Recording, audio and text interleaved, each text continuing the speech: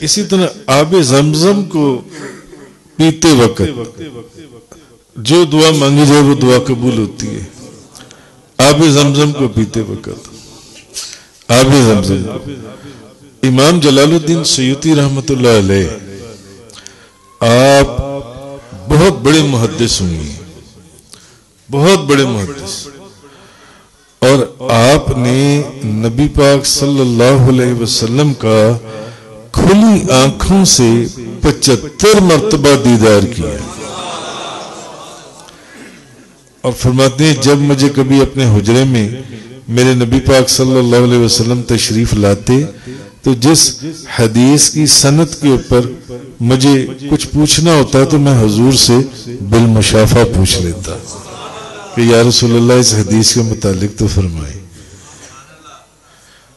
امام جلال الدین سیوطی فرماتے ہیں جب میں پہلی مرتبہ مکہ المکرمہ گیا چھوٹی عمر میں، اور میں نے جب جا کر آب زمزم پیا تو مجھے یہ بات میں نے سنی تھی روایات میں کہ آب زمزم پیتے وقت بھی دعا قبول ہوتی ہے، تو میں نے آب زمزم پی کر تو میں نے فوراً ہاتھ اٹھا کر یہ دعا مانگی. میں نے کہا یا اللہ مجھے حدیث کا علم عطا فرما دے، مجھے حدیث کا علم عطا فرما دے.